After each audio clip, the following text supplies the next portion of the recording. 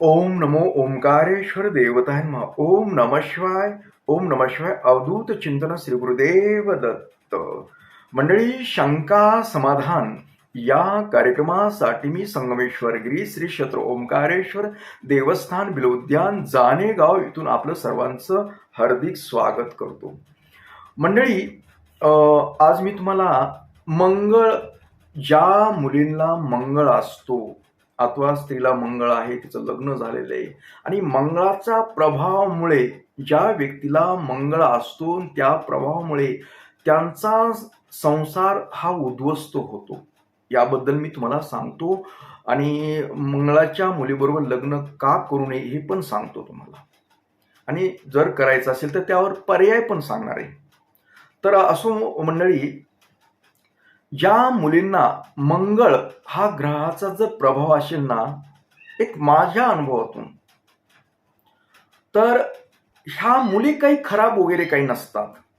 खराब म्हणजे सुंदर असतात, सगळं चांगलं असतं, विचार चांगले असतात, सर्व व्यवस्थित प्रामाणिक असतात, कुठलाही दोष नाही, ते चांगल्या प्रकारे काम करू शकतात. फक्त दोष इथेच येतो की मंगळ असणारी मुलगी ती संसार करू शकत नाही. संसार करू शकत नाही म्हणजे काय? संसाराची आवड असते, तिला आवड नाही असं नाही, परंतु जी वैवाहिक जीवन असतं, नवरा बायकोचं जे जीवन आहे, ते जीवन ती भोगू शकत नाही. ते नवऱ्याला सुख पण देऊ शकत नाही. कारण स्पष्ट सांगतो, अशा मंगळ ग्रहाच्या जी मुली असतात वा स्त्री असतात, त्यांच्यामध्ये वैवाहिक जी सुख म्हणतो, वैवाहिक जी संबंध म्हणतो, आपण नवरा बायकोचे संबंध म्हणतो, ते पाहिजे तसे देऊ शकत नाहीत, त्या नवऱ्याला सुखच देऊ शकत नाहीत. आणि ही अशी गोष्ट नाजूक असल्यामुळे काय होतं, अशी बोलून दाखवता येत नाही. नवरा सांगू शकत नाही, ते बी सांगू शकत, ही दोघांमध्येच राहतं आणि त्यांच्यामध्ये कुरबुरी होतात, म्हणजे सतत तणाव राहतो. एक गोष्ट. दुसरी गोष्ट अशी असते की ही जी स्त्री अथवा मुलगी असते ना, ही स्वतंत्र विचाराची असते, स्वतंत्र विचार. तिच्यावर हुकूमत कुणाची चालत नाही, नवऱ्याची ना इतर लोकांची. त्याच्यामुळे ती स्वतंत्र विचाराची असल्यामुळे ती दुसऱ्याचं ऐकून घेऊ शकत नाही, तिला कोणी दुसऱ्यानं सांगितलं जमत नाही. त्याच्यामुळं घरामध्ये वातावरण तंग राहतं, वातावरण बिघडतं, आपलीच तरकटी करतात.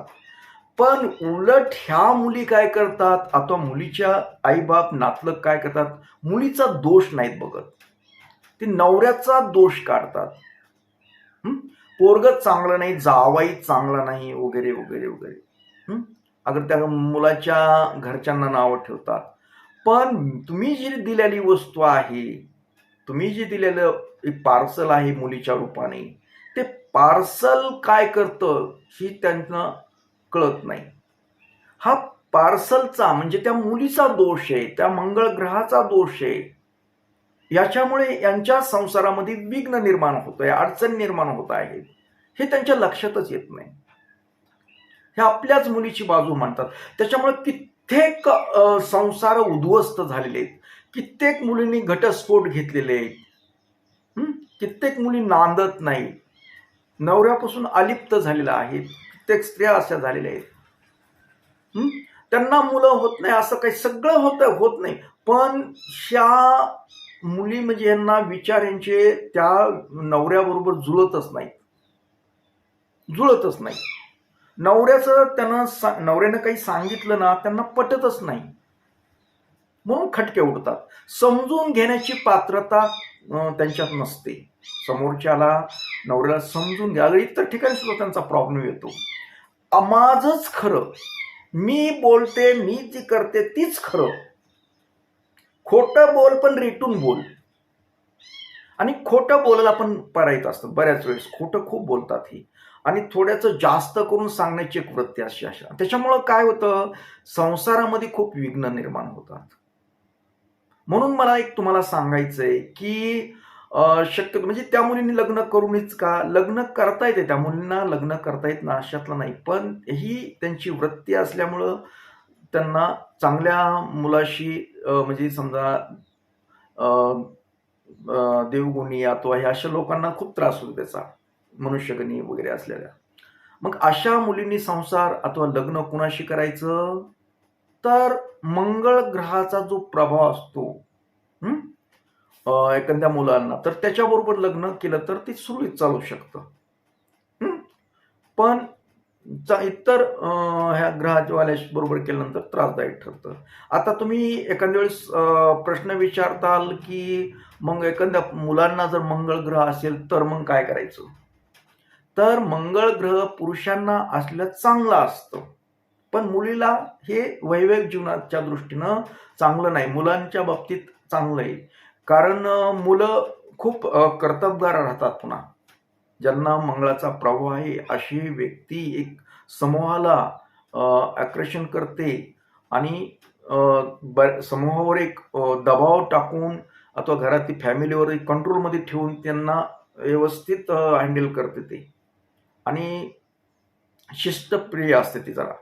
त्याच्यामुळे पुरुषाला मंगळ असला तरी काही अडचण नाही. तो चांगल्या प्रकारे संसार करू शकतो, चांगलं घर चालवू शकतो, ही सगळ्या गोष्टी व्यवस्थित करू शकतो. त्याच्यामुळे पुरुषांना मंगळ असला तरी अडचण काय, हां, लग्न होण्यासाठी व्यत्यय येऊ शकतो, ही खरी गोष्ट आहे. तसा मुलीला सुद्धा लग्न होण्यासाठी व्यत्यय येतोच आणि बळच केलं तर हे असे प्रॉब्लेम निर्माण होतात. मग आता तुम्हीच ठरवायचं, की आता नेमकं काय करायचं? तर माझं म्हणणं असं नाही, की तुम्ही मंगळाची आहात आणि मुलगी आणि तिनं लग्न करून लग्न करायचं तर काही अडचण नाही. पण तुम्हाला काही गोष्टी पथ्य पाळावं. त्या नवऱ्याला ताब्यात घ्यायचं नाही.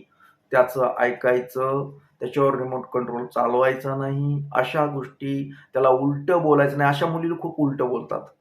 मंगळ ग्रहाचं ज्यांना असतं ना प्रभाव, ते उलटं बोलतात. नवऱ्याचं कोणाचीच बीड राखत नाहीत. फटकने पुढचा माणूस बोलव्यातच एका दणक्यात थोबाडीतच मारायची तयारी असते, म्हणजे शब्दरूपाने. अशा डेंजर असतात ही मंगळ ग्रहाची. तर जरी असला आणि संसार करायचा असेल तर होतो, होत नाही असं नाही. पण समजूतदारपणा घेऊन करावा लागतो. पण कधी-कधी म्हणतात ना, वाघ म्हातारा झाला तरी काही गवत खात नाही. तसं हे जरी त्यांनी सौम्यपणा दाखवत असले तरी आतलं जे मंगळ आहे ना, कधी ना कधी बाहेर पडतोच आणि मी करतो कधी-कधी कार्यक्रम. जबरदस्त कार्यक्रम करतो. विदुष्ट निर्माण होतं संसारामध्ये जबरदस्त. मग आता जर मंगळ ग्रह आहे आणि संसार बी करण्याची इच्छा आहे, मग आपल्याला त्याबरोबर काय करावं लागेल? आणि दुसरा एक पर्याय आहे त्याच्यामध्ये. मंगळ ग्रहाचा जप, मंत्र जप करायचा मुलीनं. मुलीला ज्यांना मंगळ आहे, त्यांनी मंत्र जप करायचा. नियमितपणे करायचा. दररोज पूजा झाली की करत राहायचा. कधीही वाटलं तरी करा, सायंकाळी करा, सकाळी करा, पण मंत्र जप करायचा. तो मंत्र कोणता आहे ते पण तुम्हाला सांगतो. ओम अ ओम अ अंग्रकाय नमः. ओम अ अंग्रकाय नमः. ओम अ अंग्रकाय नमः. ओम अ अंग्रकाय नमः. हा मंत्र जप आहे. तुम्ही नियमितपणे करा, जास्तीत जास्त करा. मंगळ सौम्य होतो आणि जे तुमच्या घरामध्ये सांसारिक जे अडी-अडचणी, टेन्शन निर्माण होईल ते थोडंसं कमी होतं त्यानं आणि तुमचं मन सुद्धा स्थिर होतं, स्थिर होतं. तर हा उपाय करा. तुम्हाला लग्नच करायचंय आणि घरामध्ये जर तशा काही अडचणी आल्या, तुम्हा दोघांचं पटत नसेल, काही नसेल नवरा बायकोचं, तर तुम्ही हा मंत्र जप करून मंगळ प्रभाव हा कमी करू शकता. आणि तुमचा संसार सुखाचाही करू शकतात. पण काही गोष्टी जर तुम्हाला मंगळ आहे आणि अशा काही अडचणी येत असेल, तर तुम्ही माझ्याशी संपर्क करा. मी तुम्हाला अजून व्यवस्थित सांगेल. काय करायचं, काय नाही, अजून त्याच्यात काय बदल करायचे. तर मी तुम्हाला सांगू शकतो. फक्त हे काळजी घ्या. तर तुम्हाला लक्षात आलं असेल की मंगळ ग्रहाच्या मुलीबरोबर लग्न न केल्यास लग्न केल्यास काय अडचणी येतात, काय नाही. अगर लग्न करायचंच ठरलं तर पुढे आपल्याला काय करावं लागेल याबद्दल थोडक्यात माहिती दिली.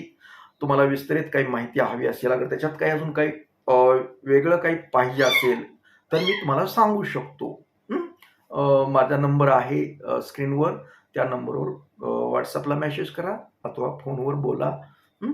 तर असो मंडळी, याबरोबरच आजचा हा आपला शंका समाधान कार्यक्रम इथेच थांबूया आणि परत भेटूया पुढील कार्यक्रमात. तोपर्यंत मंडळी, ओम नमः शिवाय, जय हिंद, जय भारत, सुखी राहा आणि समाधान.